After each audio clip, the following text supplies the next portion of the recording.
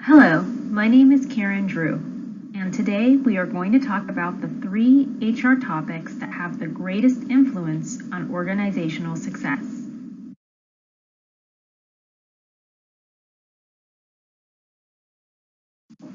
The authors of Managing Human Resources 8th edition teach us that, whether in a recession or during boom times, companies compete for talent, and those that are capable of attracting, retaining, and motivating good employees are more likely to achieve and sustain a competitive advantage.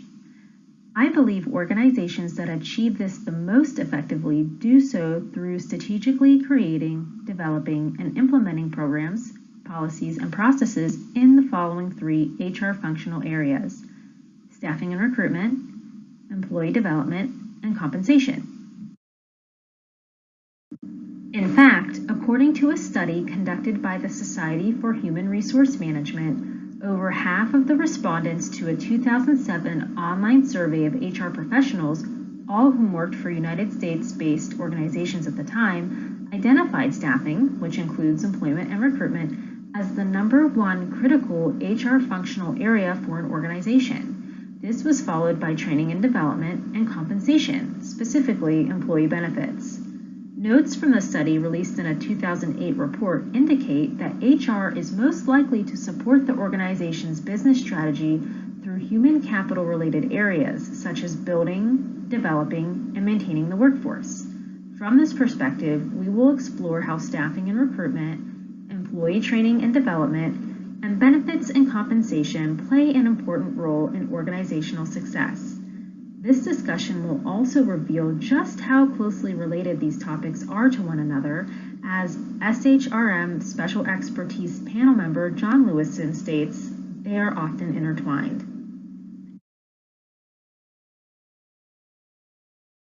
Let's start by taking a look at staffing and recruitment.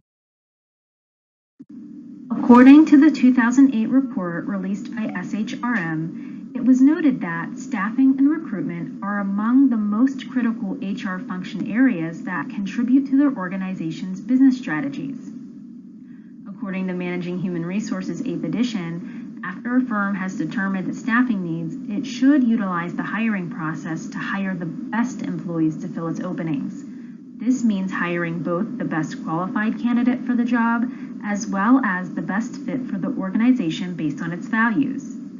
Although a fit to job performance should be the top priority in the staffing and recruitment process, it should be noted that employees who feel like a part of the team or whose values are aligned with their employer's values often find themselves more committed and loyal to an organization as opposed to employees who do not feel they are a fit in these ways.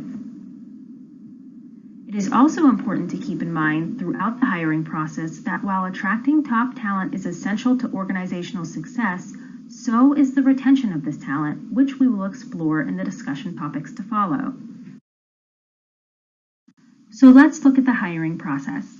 The hiring process starts with generating a pool of qualified candidates for a specific job through recruitment as the first step. HR staff may use many resources during the recruitment process, from traditional sources like current and former employee referrals, promoting from within, print, internet, social media, and radio advertisements, to non-traditional labor pools. Once an adequate pool of job candidates has been identified, the second step is the selection process. Here the firm makes what is called a hire or no hire decision. This is a crucial part of the process, as this is where a determination is made on whether or not a job candidate is the best qualified person for the job. This decision is made by measuring candidates on the characteristics the firm has identified as being required for effective job performance. According to Managing Human Resources 8th edition, selection determines the overall quality of an organization's human resources. By selecting the wrong people for its available positions, a firm risks significant economic ramifications. Let's take a look at some of the consequences of selecting the wrong people. Customer dissatisfaction with the quality of the firm's products or service, employees who cannot perform the tasks necessary for production, friction amongst the staff and/or other workers who may resent the added workload to compensate for slow or inept employees, turnover of talented staff who turn to other employment options that are perceived to be better.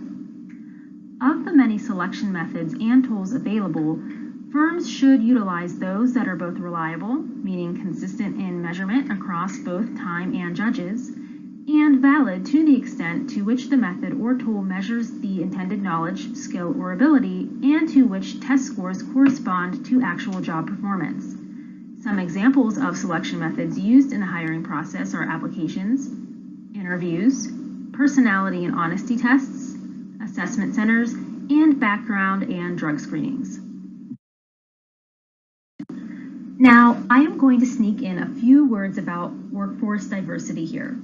Although managing diversity is a whole other topic, a very important topic to be discussed, we cannot ignore that one very important goal of the recruitment and selection process is to attract and hire from a diverse pool of candidates. Ideally, this would achieve a solid foundation upon which an organization could build a workforce comprised of a diverse group of employees. The benefits of cultivating a diverse workforce are many, and to be successful, organizations must recognize and take advantage of this. A diverse employee workforce can provide a company with a competitive advantage, offer organizations a better connection with their market, help companies to identify niche markets and better adapt to changing consumer needs, and stimulate more creativity, better problem solving, and greater flexibility within a firm. According to Ernst & Young, companies that are in the top quartile for racial and ethnic diversity and gender diversity are respectively 35% and 15% more likely to experience financial returns above the national median for their industry. And the Harvard Business Review states that diverse companies are more likely to capture a new market. Additionally, it should be mentioned that there are many equal employment opportunity laws that impact an organization's staffing and recruitment processes.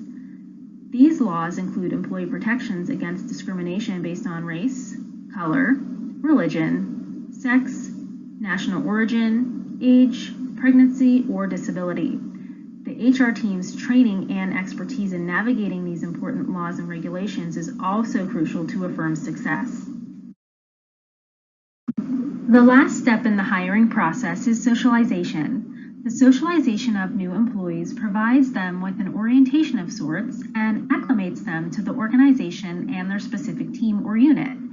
Here is where an organization can really solidify employee commitment and loyalty to the firm. Again, employees who do not feel like part of a team may find themselves looking for a better fit with a different company. According to Managing Human Resources 8th edition, one of the most important aspects of socialization is the orientation of new staff. This process is viewed by the book's authors as providing the most important training opportunity for employees. This brings us to what HR professionals, according to SHRM, consider to be the second most crucial HR topic impacting organizational success: training and development. Again, it is argued that one of the most important training opportunities for an employee is when they first start with an organization. Closely tied with the socialization stage of the staffing process, orientation training for new employees sets the tone and expectations of the organization while helping new employees to cope with the stress of transitioning into their new positions and becoming acclimated to being a part of their new teams. According to a 2014 study published in the Journal of Business Studies Quarterly, employees who are disoriented and mismatched will turn over quickly, which can also frustrate experienced employees whose work may become disrupted by the revolving door, so to speak. Having said that, training should not stop once new employees are fully onboarded, orientated, and socialized. It is vitally important to continue training and developing employees all throughout their careers. The typical focus of training tends to be on filling individual employee skills gaps and/or to correct performance deficiencies in an employee's current job. Development, on the other hand, typically focuses on equipping an organization's workforce with abilities to be used by the organization in the future. Furthermore, training can be thought of as more immediate, quick-fix solutions that address current levels of individual employee performance, whereas development can be thought of as more long-term enrichment of an organization's overall human resources. While each area has its specific focus, both significantly influence organizational success. Banu Chopra, founder and CEO of a technology solutions company and author of the article Importance of Training and Development in an Organization, agrees. In fact, he states that in his experience, training and development tackles shortcomings, improves performance, increases levels of employee satisfaction and productivity, and teaches employees to be self-motivated. Chopra states that since a company is the sum total of what employees achieve individually, organizations should do everything in their power to ensure that employees perform at their peak. To that end, Chopra feels that training and development is an indispensable function. In fact, training and career development are so indispensable that they are becoming important tools that aid in the retention of talented employees. Employees who are not satisfied with the amount of advancement opportunities available within a company may often leave for what they perceive to be better employment propositions at other companies. In fact, a combined 40% of millennial employees cite either a lack of career opportunities within a company or a misalignment of career goals with company goals as a reason for leaving an organization, with 30% of these individuals leaving for a better job offer. Employee turnover is costly. It is estimated that employee turnover costs a company approximately 25% of the annual salary and benefits of the employee who is leaving. Needless to say, successful companies care about retaining talented individuals, and one big influence on retention is career development. According to a 2015 study of individuals employed in both the United States and Canada, 78% of respondents surveyed stated that they would stay with their organization longer if they saw a career path within the current company. Just as organizations find success by attracting and retaining top talent with the cultivation of adequate employee training and career development programs, a firm's compensation and employment benefits package can also heavily influence an organization's success. So, what is compensation? According to Managing Human Resources 8th edition, an employee's total compensation is comprised of three parts: base compensation, the fixed pay received by the employee in their scheduled paycheck; pay incentives, employee performance rewards programs like profit sharing; and indirect compensation, which is another name for benefits, a variety of programs that typically are not dispersed to employees in the form of a paycheck. According to SHRM, of the different components comprising a firm's total compensation package, HR professionals tend to give a company's employment benefits package the most credit for influencing organizational success. This is easy to see as, according to Glassdoor.com, a popular employment resource website, 87% of employees expect their employer to support them in balancing their life between work and personal commitments. The way that employers most commonly achieve this is through a competitive employment benefits package. Employment benefits are defined as group membership rewards that provide security for employees and their family members, with the costs of these programs making up about 42% of workers' compensation packages. Some examples of employer benefits are health insurance, retirement plans, paid vacations, holidays, personal days, and sick time, as well as paid parental leave and even severance pay to assist with a terminated employee's expenses and even to finance their new job search when the employment relationship is ended. According to the same 2014 study we talked about earlier, as published in the journal Business Studies Quarterly, benefits play a significant role in attracting talent during the recruiting process, and evidence has been found that when employment benefits are offered, employee retention is improved. According to Diane Coker, staff writer for the HR Digest, compensation plays a critical role in aligning employee behavior with business objectives, as well as in attracting and retaining talent. Coker says that a company's benefits and compensation plan should be announced and clearly stated to employees in order for it to be successful. Additionally, organizations can and should strategically create and implement a compensation plan that is designated to meet the company's business objectives.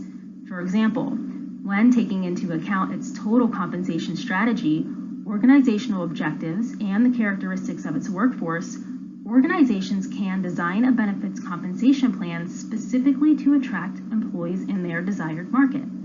Designing a benefits package in this way offers the organization several advantages, like attracting and retaining talent, motivating employees, boosting morale, stimulating personal growth, and even meeting legal requirements to stay in compliance with state and federal government regulations and legislations. To sum it all up, organizational success starts with staffing efforts that recruit and select the right people for the organization. Without the right people who are qualified to perform their jobs and a diverse workforce, the organization is at risk for inefficiency, loss of productivity, or even failure.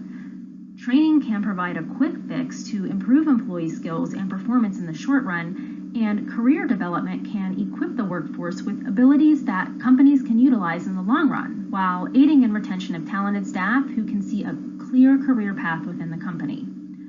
Compensation and employment benefits play a very important role in the attraction and retention of top talent, and aligning employee behaviors with an organization's business objectives. Remember that the majority of employees in today's workforce expect their employers to assist them in balancing both their professional and their personal lives. If the total compensation package is anything less than what employees need to achieve this balance, they will move on to the employer that is offering the most competitive benefits. Remember that all three of these crucial HR functional areas can and should be tailored by firms to meet the organizational goals and objectives of a company. And when trained HR professionals are responsible for overseeing the creation and implementation of these processes and programs, not only can organizations enjoy many competitive advantages and business successes within their markets, but they can also benefit from the added advantage of staying compliant within the surrounding legal environment that impacts virtually every aspect of employing a company's human resources. I hope you all enjoyed today's discussion. If you have any questions or insights regarding the information and materials provided here today, please feel free to contact me at kdrew@pointpark.edu. Thank you.